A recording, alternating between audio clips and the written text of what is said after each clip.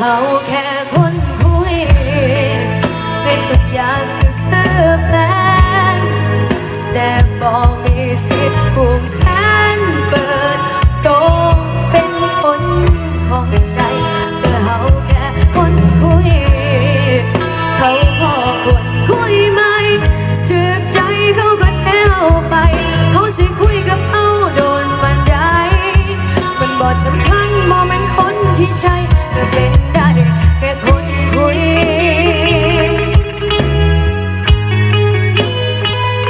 มางามแค่ลานั่งป่ากระบอกทองมีแฟนแล้วพอนอนองรจนาอย่ามาปากหวานน้องนั้นมีสามีแล้วล่ะมีแล้วอายกับบ่ว่าปากมาอายก็สิเอา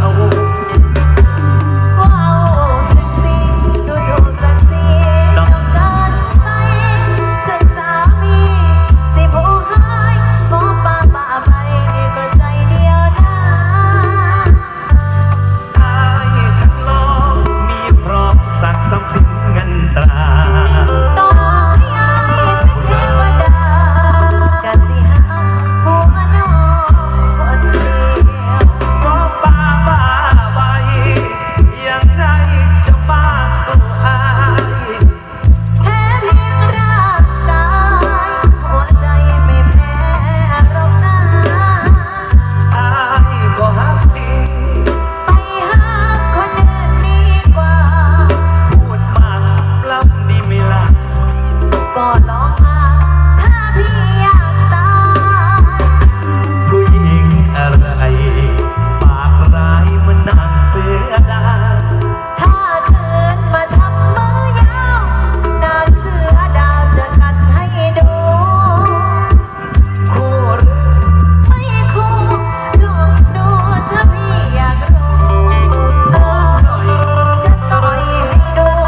ชายเจ้าชู้หัวงูไปรถกันหน้าน้องหลาเช็คบ่น้องลาด้วยสาวาเป็นน้อยเขา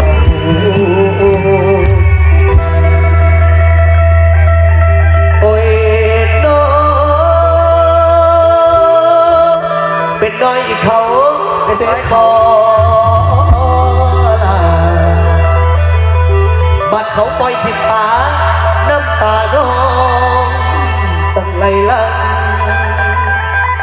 เขามาให้ความหวังจนสาวเขาหลงหักแล้วเห็นใจแป้วละอย่างนี้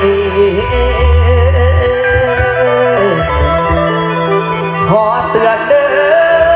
หลังจากนี้ถึงสิมีไปทางใดบักจอบปล่อยมันไถสิ่งตามไปจนน้ำพอคักเฮโดดูดักสิคือเก่าดูดักอาจารย์นักดนตรี